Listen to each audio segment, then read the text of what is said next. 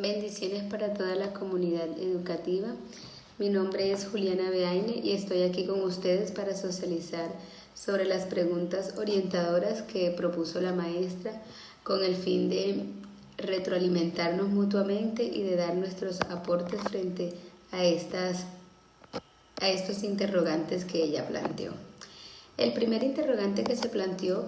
es que ¿qué se entiende por diversidad? Cuando nosotros hablamos de diversidad, estamos hablando de el conjunto de cosas varias, de la variedad que existe sobre algún tema en específico. En este caso, como estamos hablando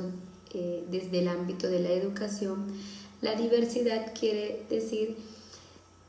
los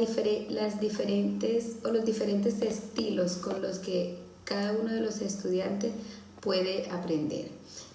Cuando hablamos de la diversidad cultural, estamos hablando de las diferentes formas culturales en los que se representa o en los que se representa cada estudiante, cada individuo, pero en este ámbito, en el ámbito de la educación, estamos hablando de la diversidad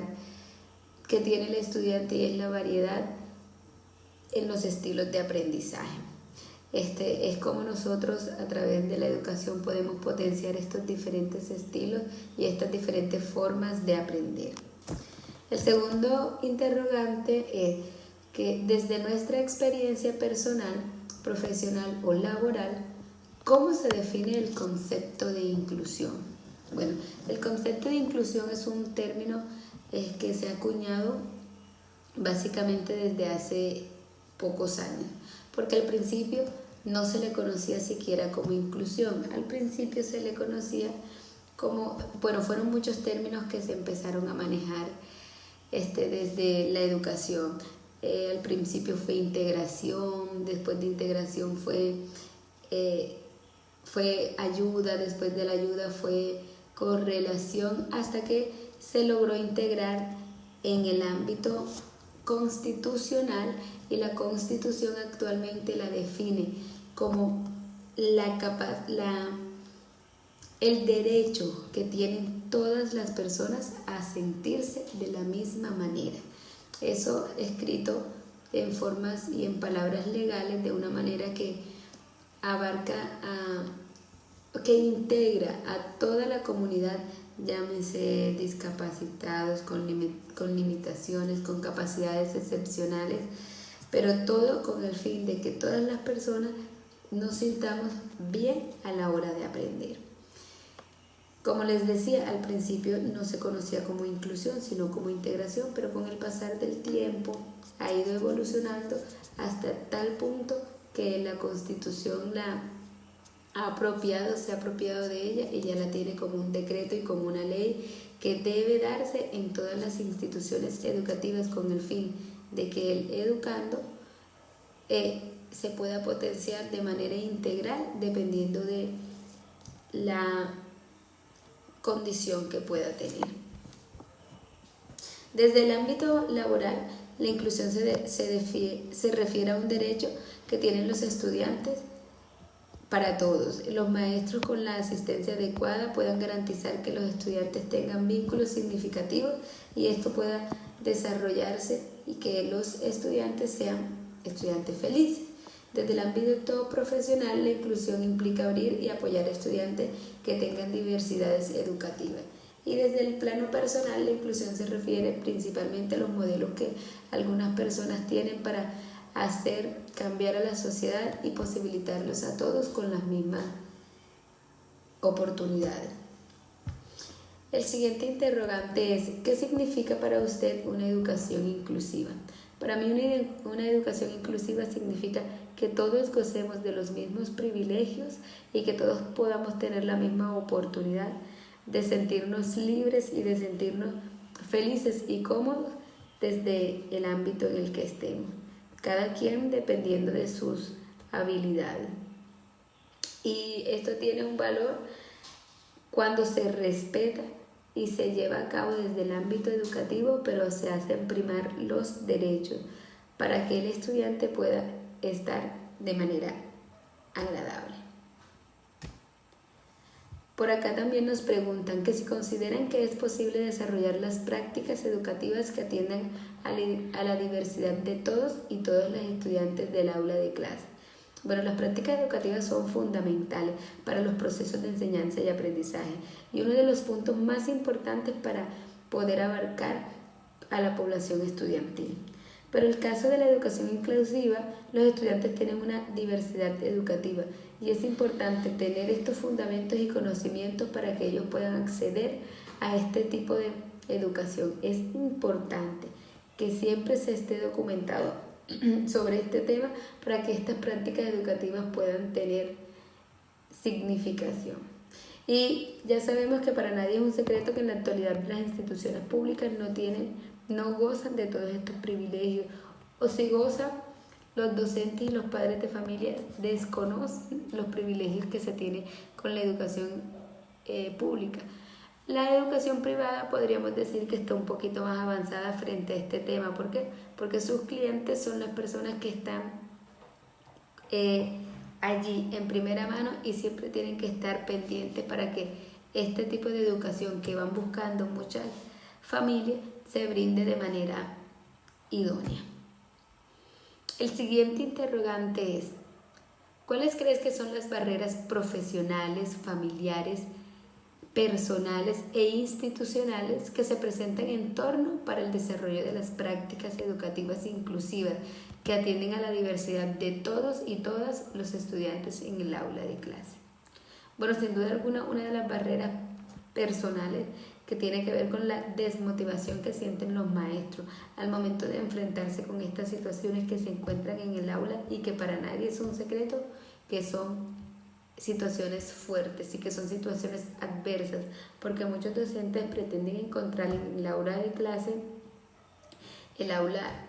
ideal, el aula soñada, el aula donde los estudiantes quieran aprender, y sabemos que el deseo de aprender, y ya neurológicamente está demostrado que aprende quien tiene el deseo de aprender. Y si nos vamos nosotros al aula y a este tipo de docentes que pretenden encontrarse con un aula completamente idónea, se desmotivan al darse cuenta que la situación no es así como se piensa. ¿Por qué? Porque hay muchas situaciones en el aula de clase donde algunas se pueden detectar y otras no se pueden detectar, pero eso va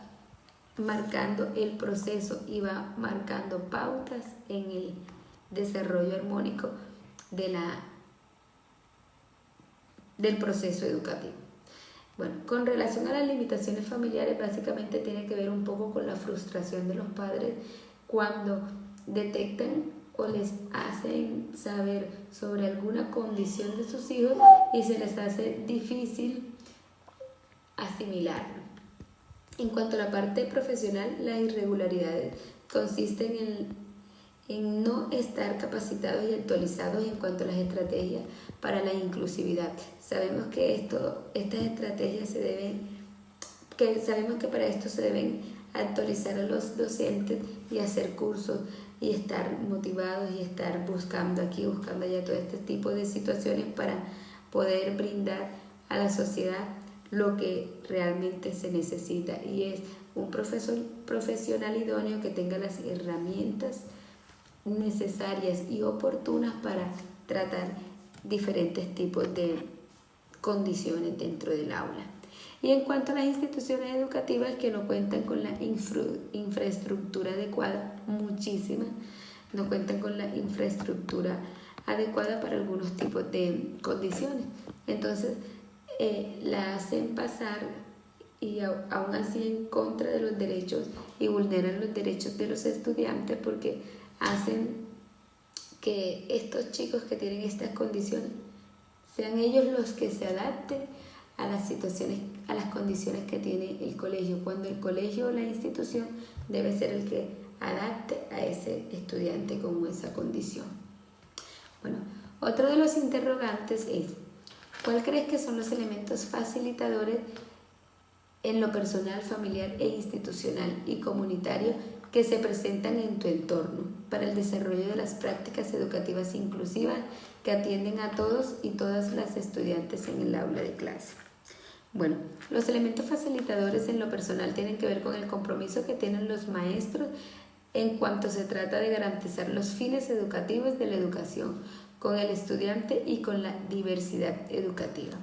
El segundo debe ser el ámbito familiar, que tiene que ver más que todo con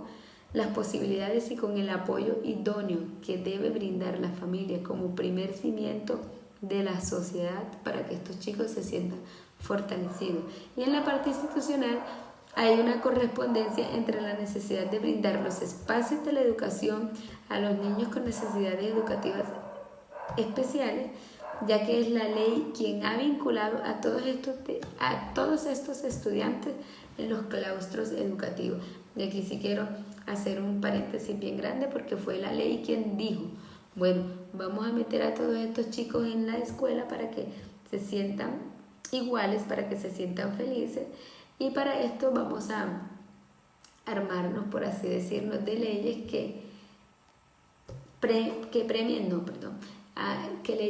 leyes que apoyen a estos chicos o a estas chicas y puedan sentirse cómodos dentro de la educación. Entonces, es la ley quien nos respalda y quien dice, bueno, se van a tener estos chicos con estas necesidades excepcionales o con estas condiciones y todos los vamos a tratar de la misma manera. Y en la parte comunitaria, utilizar los recursos que tiene el entorno y que el medio pueda proveer para utilizarlos como puntos de apoyo en el desarrollo de las metodologías de enseñanzas adecuadas. Bueno, otra de las preguntas que nos sugieren por aquí es ¿qué demanda personal es y profesionales considera que requiere un docente para trabajar con flexibilidad curricular? En lo personal, ser integrales, apasionados por la labor docente y por los buenos hábitos que ésta trae consigo, ser observadores y mantener siempre una mirada y una disposición para que se pueda ayudar y enfrentar a los nuevos retos de la actualidad. Y en lo profesional, ser innovador, investigador, dinámico y proactivo, buscando todo el tiempo mejorar las estrategias y llenarnos de argumentos, llenarnos de saberes para que estos chicos sean favorecidos en ese ámbito a través de nuestra experiencia y también de nuestra proactividad. Y ya para culminar, quiero invitar a todos los docentes a que nuestras aulas sean claustros abiertos para estos chicos con necesidades educativas y con condiciones que los hagamos sentir de la mejor manera dentro del aula para que, así como dice la inclusión o como nos invita la inclusión, a que todos seamos todos y nos podamos sentir libres y felices en el ámbito en el que nos estemos desarrollando o en el que nos estemos desenvolviendo. Muchas gracias y bendiciones.